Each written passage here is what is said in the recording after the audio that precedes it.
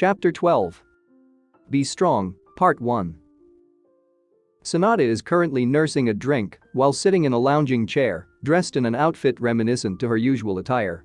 She's donned a sleeveless red robe that still exposes her cleavage and white pants.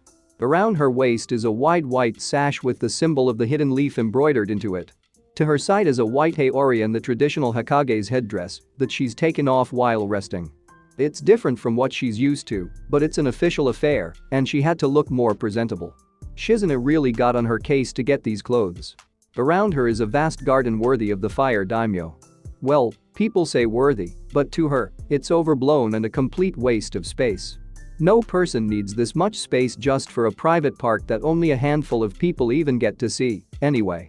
Hedge mazes as far as she can see, beautiful flower beds, topiary art hedges trimmed in the shape of various animals. It might have been a relaxing sight if she wasn't so stressed over the reason she's here. She and her regiment arrived a day before to prepare for the meeting, bound to be a rather annoying one. Something like two nations merging into one hasn't happened since the First Great Ninja War. A historical moment that's bound to change how relations will progress in these new times. The five great nations are still keeping the peace, and the Kage are civil to each other for probably the first time since the founding of the hidden villages. Smaller nations, however, are still doubtful everything and things are more strained with them than ever. Not that they can be blamed for it, they've suffered a lot and promises such as this have been broken before. Maybe if they can prove that this time it's serious, things will change for the better. She's interrupted from her musings by her trusted student and right-hand woman, Shizune. Dressed in the traditional white robes of the Hidden Leaf Medical Unit which she usually only dons while on duty. She has her cap in her hands and brushes off the sweat from her brow. Lady Sanada, the meeting is to take place soon. We should get ready. Sanada turns around and stares at her aide for a few moments. Is something the matter, Lady Sanada? She brushes her hair back and dabs her forehead with a towel. No, it's just odd seeing you in uniform is all. She notices Shizune is clearly feeling hot.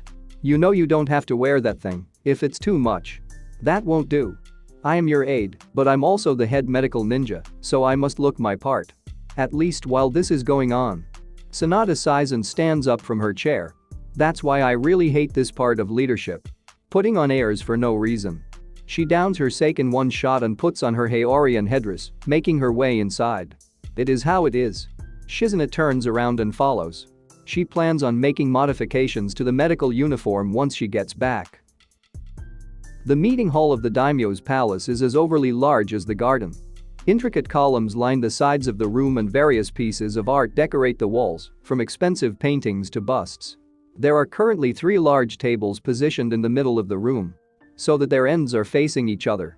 On the opposite ends are 3 grand chairs with the symbols of fire, woods, and rice paddy carved into them, meaning that the 3 daimyo to be seated in them will all be facing the same point. On the sides are multiple other chairs for the daimyo's advisors and the village leaders and their own advisors.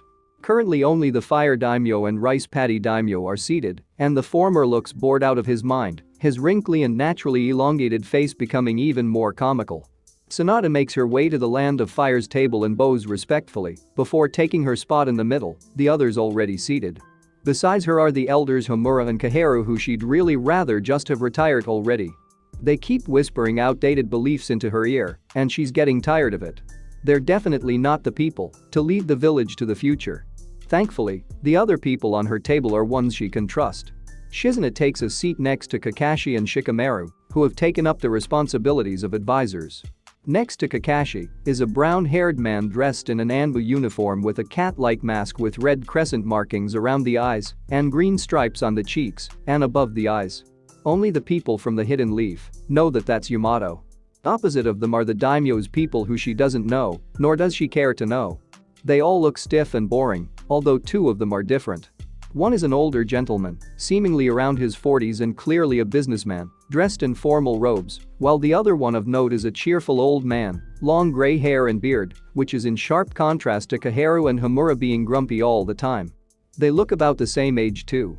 The daimyo seems to perk up. Ah, Sanada. So good to see you again. This is so boring. Can't we get some entertainment around here? A pleasure to see you, as well, Lord Daimyo. It wasn't entirely. One of the advisors closes his eyes and breathes in before replying. One would get the impression that what he's about to say, he's already said before. My apologies, Lord Daimyo, please have patience. The businessman lowers his head in the daimyo's direction. Once the negotiations end for the day, I will personally make arrangements for entertainment. Ah, I can always count on you, Mr. Madoka. The daimyo gives a relieved smile. It is with your backing that the merging of the Land of Fire and Land of Rice Paddies will happen, after all. It's good to have reliable people around. Your words honor me. He lowers his head again. The daimyo opens a fan and begins cooling himself off. Actually, we're missing one other person from the leaf, are we not? That hero boy. Naruto Uzumaki, sir. Kakashi speaks up. I'm afraid we've yet to receive word of his arrival. Sonata notices a slight change in the expression of the old man opposite her, a smile and an expectant look towards the door. It was brief, but she's gotten good at spotting changes in people's expression. Now if only she was as good at seeing through people's bluffs. Oh, that's too bad. I hope he arrives soon. I heard he's the son of the fourth Hokage. He was a nice man. He was indeed, sir. A young man enters the room, dressed in similar robes to the businessman sat at the Land of Fire's table. He appears to be around 20 years old with naturally darker gray hair and a tuft of fringe hair swirling upward. He's accompanied by an elderly monk from the Fire Temple. Bald head as is tradition for the ninja monks and sporting a short gray beard. He wears the traditional pure white long-sleeved robes and gray sash over one shoulder. The two make their way to the fire table. The young man looks at the daimyo's side of the table. Elder Bansai has arrived. Where is he to be seated? The daimyo stops fanning himself. Oh, did I forget to mention? The fire temple won't be needed for this. You're free to leave. What? The young man is visibly shocked. But they traveled so far. I thought the fire temple was to take their place in the palace once again. Ah, we discussed it some more and decided not to. It's an old system, anyway we don't need it. The daimyo seems very unapologetic. Ikkyu. The businessman addresses the young man sternly, but not looking at him. Lord Daimyo has made his decision. I apologize for wasting your time, Elder Bansai. But father, he's interrupted by a hand on his shoulder. Ikkyu turns around to the ninja monk. It's quite all right, young master. I appreciate your attempts, but it is as the Lord Daimyo says, we are an old system. He bows to the table and takes his leave. Ikkyu looks between him and his father. He clenches his teeth and goes out with the monk. I'm so sorry, Elder Bansai. I was sure they were beginning to understand how important your duties are. And yet they do this on the very same day as the meeting. He balls his hand into a fist. Despicable. Anger will lead us nowhere, young Ikkyu. We will continue doing the work we are meant to do, whatever may come our way. The elder man has a serene calmness to his voice that naturally puts Ikkyu at ease. From behind his mask, Yamato looks on. He remembers his mission with Team 7 that led them to work together with the Fire Temple's ninja monks before they were nearly all killed by the Akatsuki. It saddens him to see them treated this way, but speaking up right now would accomplish nothing. The daimyo speaks up from behind his fan. Say, that Fire Temple place, one of them used to serve under us, didn't he? Yes, my lord. Chiriku of the 12 Guardian Ninja. I think I remember him. He tries to rack his brain. Over at the rice paddy's side is a similar seating arrangement. On one side are the advisors, and on the other, the shinobi. Except with them, there's a young beautiful woman sitting next to the daimyo, dressed in astonishing fancy robes. Her brown hair is cut in the Heim style, fringe covering her forehead, sidelocks reaching her cheeks, while the rest of her hair reaches her lower back. She seems to often get glances from the other men around the room. The place next to her deliberately has to seat, so she wouldn't have anyone seated next to her besides her father. On the other side are the ninja from the Land of Rice Paddies, one of the few clans who remained in opposition of Orochimaru, the Fuma clan.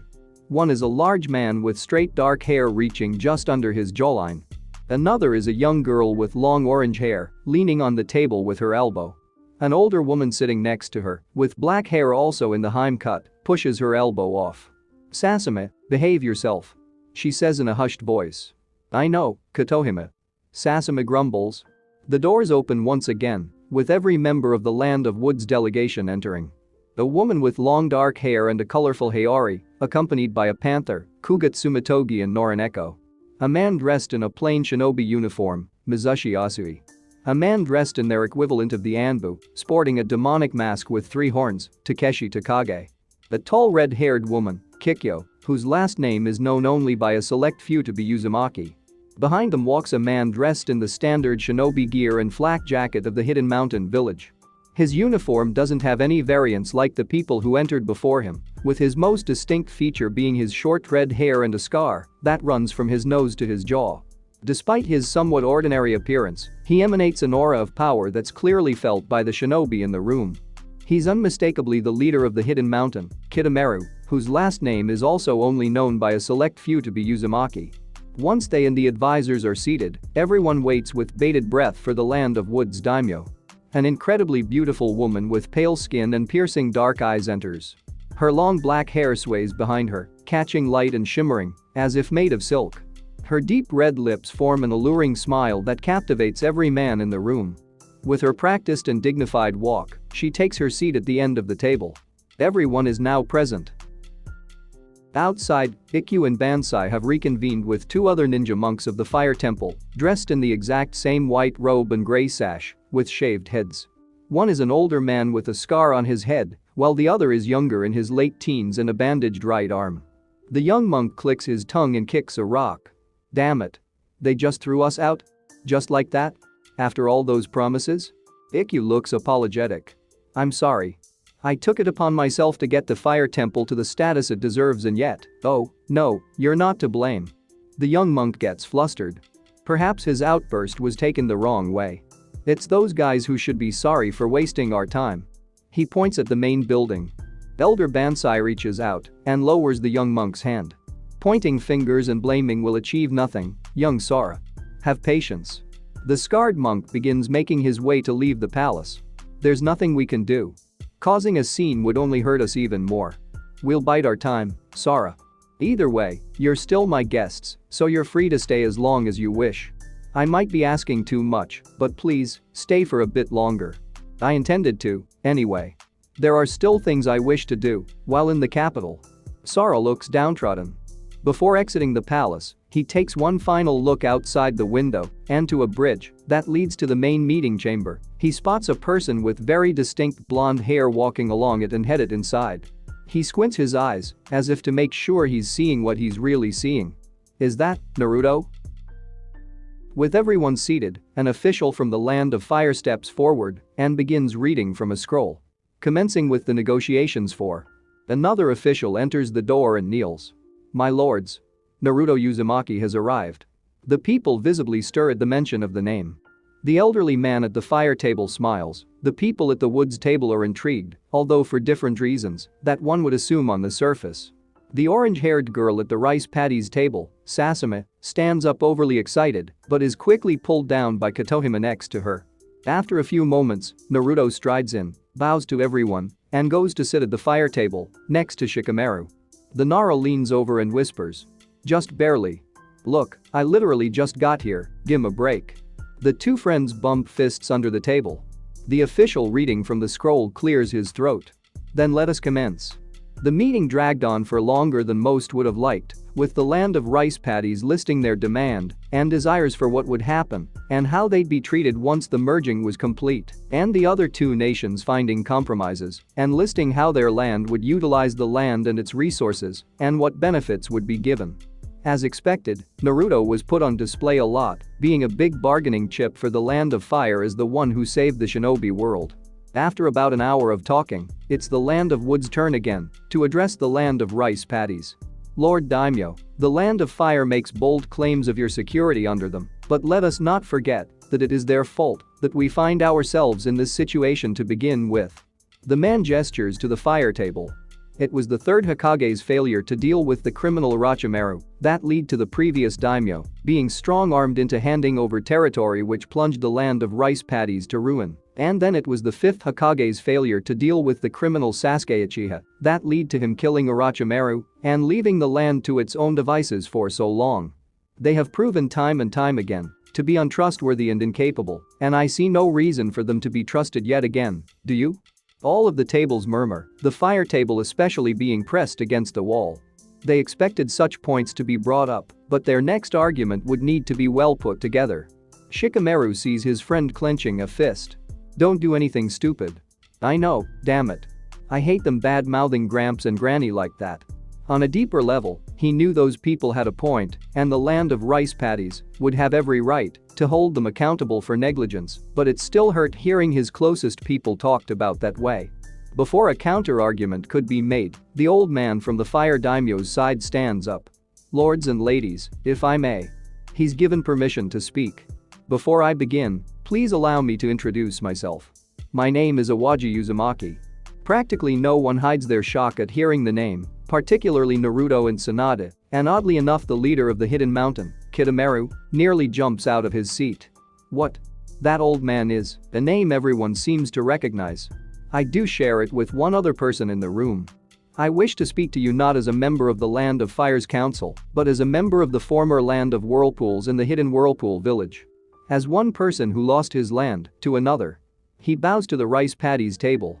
When our nation and village were brought to ruin, many of us sought shelter in the Land of Fire and have been welcomed with open arms. We were afraid of speaking up and making our true identities known, so we hid our Uzumaki name, ashamed as I am to say. He closes his eyes in contemplation. We have been shown the utmost courtesy and familiarity, and I can guarantee on my name as an Uzumaki, which I now proudly call myself once more thanks to the Land of Fire and Lord Daimyo, that no one of your people will be treated harshly and that you will receive everything a man of your noble status deserves. I ask that we rebuild what was once ours together, for that is how any of us truly survive. He bows and takes his seat. He turns to Tsunade and Naruto, who share a look between each other, and gives a warm smile. The meeting goes for another hour before it's dismissed for the day. A decision is not reached, and the rice paddies people wish to discuss matters further between themselves. The negotiations are to continue the following day. As the fire table prepares their things to free the room, Naruto walks over to Awaji. Hey, old man. Awaji looks at the young man from top to bottom, his smile never leaving his face. He places a hand on Naruto's shoulder. I know you've questions, my boy, and I may have the answers, but that conversation will happen soon. For now, have patience. He bows to the Hidden Leaf Shinobi and takes his leave. Naruto looks like he's not happy with having to wait, but Tsunade calls him to leave it for now. Before they can go, Sasame quickly runs over to them. Naruto. She's waving enthusiastically up until she stops right in front of him. Hey. Oh, hi. He looks visibly puzzled. Sasame's enthusiasm dwindles after some moments of confusion. You don't remember me? What? No, of course I do. You're. Sasame huffs and crosses her arms, expecting a light bulb to switch on. Tsunade taps her foot. Naruto, have you broken some poor girl's heart already? Does Hinata know about this? He flips around, flustered. No, of course not. We just met when I was traveling with Pervy Sage and, a light bulb clicked. He turns back to the girl. Sasame? She beams again. Yup. So you do remember. Wow. You've changed so much, I didn't even recognize you. What's it been, like 5 years? Yeah, and lucky for me, you still have the same goofy face. Although it sounds like you've really made a name for yourself. Naruto rubs the back of his head. Yeah, a lot's happened since then. Hey, how about we catch up once things settle down with everything? Hinazuki and Kotohima won't say it, but they're really excited to see you again too. Yeah, for sure. With that, Sasame skips back to her clan, and they leave the hall. The entire envoy from the Hidden Leaf is making their way down the corridor to leave the palace and head for the overly expensive inn they're staying in. Shizuna had almost immediately taken off her cap and unzipped her uniform. So, where's Hinata, anyway? As usual, Shikamaru has his hands in his pockets. She stayed out in the garden with Katori. Everyone looks confused. With who? Naruto realizes that no one actually knows about their new family situation. This should be fun. And maybe a bit weird. Well, you'll see. The others look between each other and can't help but wonder what Naruto's gotten himself into. On their way out, they spot the ninja monks from the fire temple along with the businessman's son, still present around the premises. Naruto reminisces of the last time he saw them and the tragedy that happened. Ikkyu and the younger monk make their way for the Leaf Shinobi. The monk has his hands within his sleeves. Naruto, long time, no see. Naruto stiffens. Oh no. Another person he's forgotten about. To begin with, he never interacted much with the monks, so how would he remember them? The monk sees Naruto's dilemma written all over his face. "Yeah, I didn't think you'd recognize me. It's me, Sora." He brushes over his bald head. "What? Sora? Seriously? But your hair, yet another person from his past he didn't expect to meet. This has been an odd day." "Ha, yeah, I've been continuing my training at the temple. I still have a lot to learn, but I finally feel I've found my place, you know? I think I know what you mean, yeah." Naruto extends an arm and grins. It's then that Sora sees his bandaged right hand reminiscent to his own bandaged hand. Sora smirks and grasps Naruto's hand. Not a handshake, but more a brotherly clasp. "So I was that big an impact on you, that you bandaged your hand in my image? I must say I'm honored." "What are you talking about? Only way I'd be influenced by you is if I started losing all the time." Sora and Naruto, still gripping their hands, pull the other closer to themselves, butting heads. "You wanna say that again? Did you lose your hearing along with your hair? Why, you little..." The two of them burst out into laughter and let go. "It's good to see you again, Sora. You too." Sonata places her hands on her hips with a lightly playful smirk. "Well, if it isn't my would-be assassin." Sora stiffens and goes to bow. "My deepest Apollo." He's stopped by a hand on his head. "Don't even think about it. Water under the bridge." Ikkyu steps forth and extends a hand to Naruto. "Pardon the intrusion. I'm Ikkyu Madoka, heir to the Madoka Trading Company. I'm a big fan." "Hey, I'm Naruto Uzumaki." "Oh, I'm well aware. I keep an ear out for promising shinobi, and you're the most promising of them all." Naruto gets flustered. "Oh, wow, I dunno if I'd go that far. So the two of you are here together? How do you know each other?" "I've taken it upon myself to aid the shinobi who need aid in these changing times. There's many who doubt and mistrust, and I aim to change all of that, starting with rebuilding the Fire Temple's status and helping spread their message. That's a really awesome goal. I'm sure many will appreciate it. I plan on helping whoever I meet along my way to becoming Hokage too. So we'll bump into each other on our paths, for sure. I hope so, but for now I'm afraid we must take our leave. We've other matters to attend to." Ikkyu and Sora take their leave and go to join Elder Bansai and the other monk. Before going out of earshot, Sora turns his head. "We'll catch up later." Inside, Sasame is looking for the daimyo's daughter who'd split off from the group. She'd excused herself and requested some time to herself, but the daimyo got worried and ordered the Fuma clan to find her. They'd warned not to leave her to her own devices in a foreign land given her importance, but she has a way of getting what she wants from Father Dearest. She spots her at the end of a long corridor, but making his way toward the princess from another corridor is the leader of the hidden mountain. Sasame raises a brow and hastens her step, hand at the ready to draw a weapon if needed. Kidomaru moves his hand behind his back to take something from his pouch. Sasame flickers forward. She quickly makes her way to the princess and bows. "Lady Makoto." From the corner of her eyes, she keeps watching Kidomaru. He eyes the young shinobi and clicks his tongue. He bows politely as one would to the daimyo and his family and turns for another corridor. "Miss Sasame, I ask to be left alone." "My deepest apologies, my lady. Lord Daimyo calls for your presence." The princess puffs her cheeks. "Very well, then." And they walk toward the section of the palace dedication to housing them for their stay. Sasame keeps looking out for Kidomaru in case he gets close again. The Hidden Mountains shinobi are observing the outside still within the castle, focusing their attention on the Leaf shinobi. They don't even hear Kidomaru join them as he's suddenly right next to them. "So, what's your impression, Kikyo?" He addresses the tall redhead. Itsu, or rather Kikyo, is slightly startled but tries not to let it show. "I still get used to having a new name." She gathers herself and looks back out the window. "I'll be honest, up until he got here, I didn't think these seals would work. He was in the room with us but didn't recognize Meyer Mizushi's chakra." Kidomaru smirks. "My seals are anything but ordinary. Perhaps now you understand just how much." Mizushi removes his tri-horned Oni mask. "And how is the plan progressing?" "As it should. There's no need for you to worry. Put your faith in me as you always have." The Leaf Ninja find their way in the vast gardens of the daimyo's palace. Following the path, they see Hinata sitting in the grass surrounded by peacocks. Beside her is an official from the palace, presumably to stand guard, and a little girl. "Hinata, Katori." Naruto calls out to them.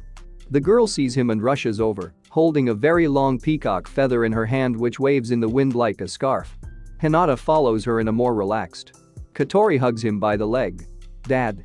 I made friends with the peacocks and made a feather.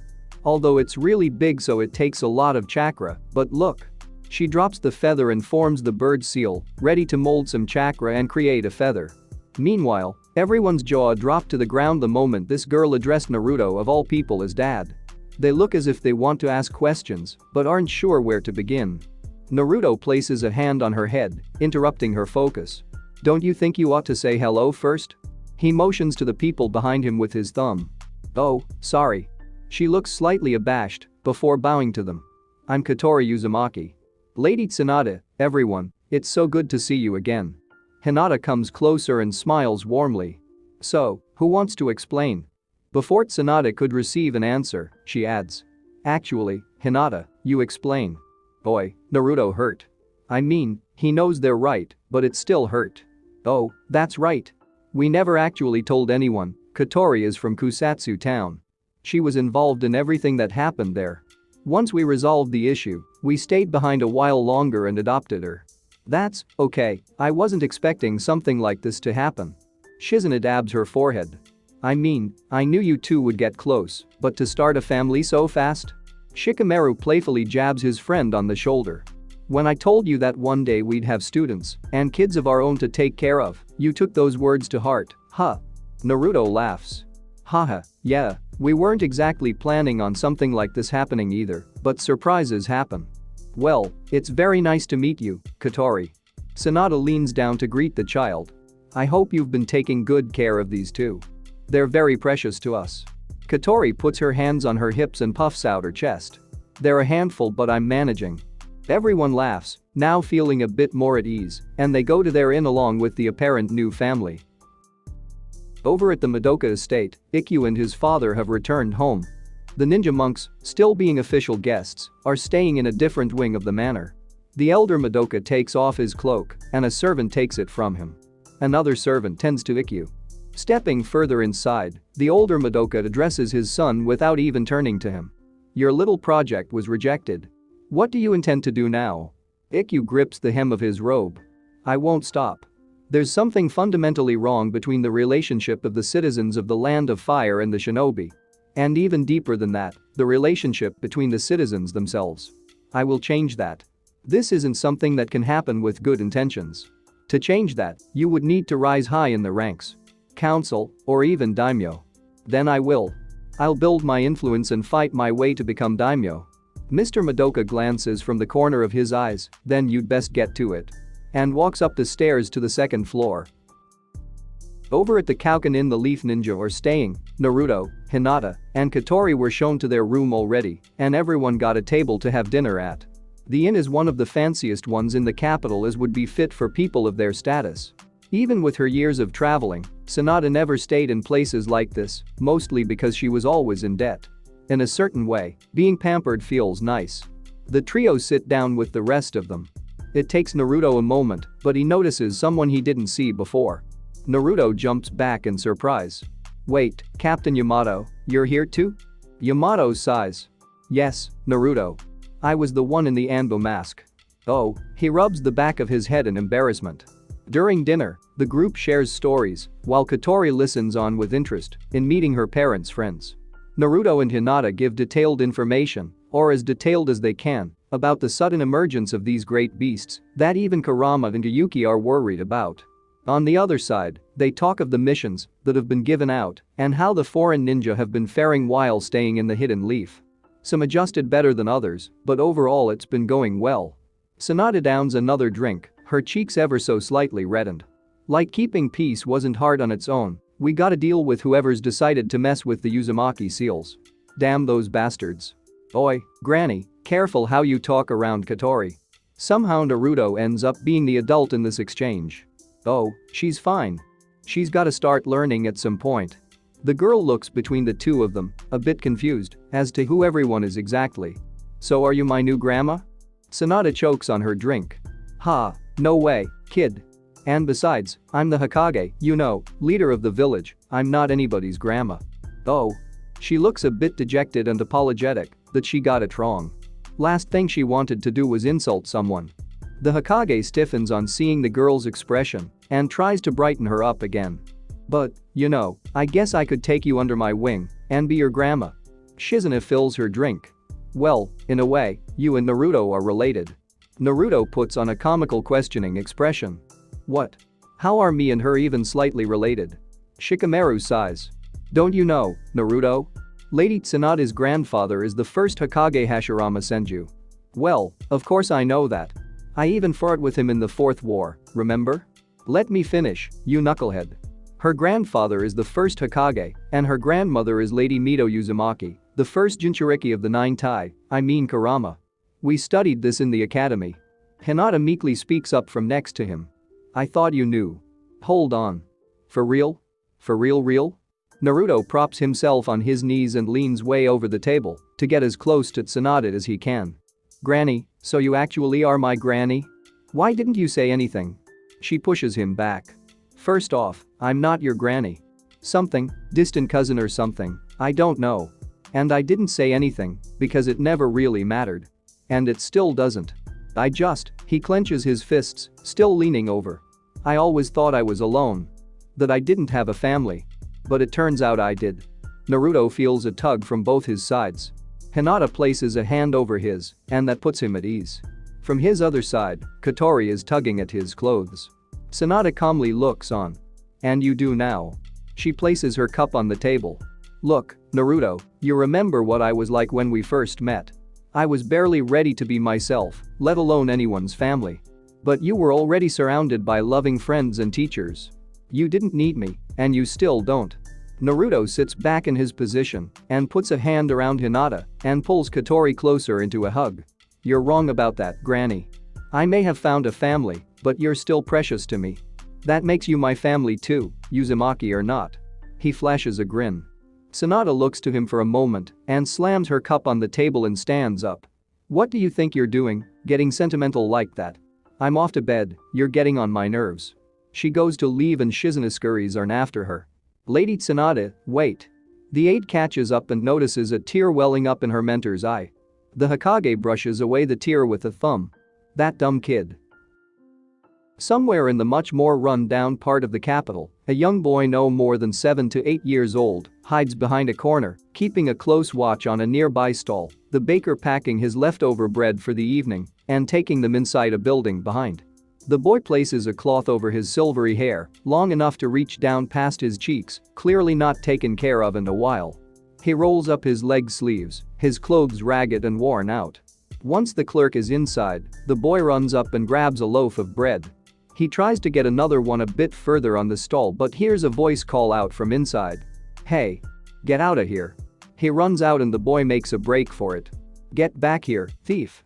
The boy dashes and darts between the alleyways, the older baker on his heels. He tries to shove crates and cans and whatever people had left lying around. This doesn't seem to work. He's able to keep a lid, but doesn't look like he'll manage for long. Desperate, he notices a wooden fence with planks either broken, rotten off, or twisted, creating an opening for him to slip through. He's thankful nobody cared enough to fix it. He slides through, but it looks like it'd be big enough for the baker, who's a bit more exhausted and sweaty now. The boy forms hand seals and weaves his chakra. Crystal style, crystal wall. A semi-translucent screen appears in front of the fence, blocking the hole. He continues to run, hearing the exasperated man on the other side give up on his chase, unable to climb over the newly appeared wall. The boy takes detours a while more, just in case he's still being followed, and eventually makes his way to a rundown shack, barely holding itself together. The roof is in patches, the door is on its hinges, and has a cloth in front of it which seems more reliable than the door itself. The windows are barred with the actual glass being long gone. He makes his way inside the two-room shack with the bare basic amenities and furnishing. He enters the second room, where a woman is lying on a straw bed. She's extremely weakened and unnaturally thin, her sunken skin much paler than it's ever been. Her silvery hair is dirty and in strands. She weakly turns her head to see the young boy walking in, loaf of bread in hand. Her voice is barely a whisper. Yakamaru. Where did you get that? It's fine, mama. Just eat up, then I'll wash your hair. Yakamaru runs his fingers through his mother's dried hair. He places a hand on the back of her head and helps her get up. I can do it. Please, she places a hand on his cheek. Don't do anything rash. He holds her hand. I'll keep you safe, mama. Whatever it takes, I'm gonna be strong. End of chapter 12.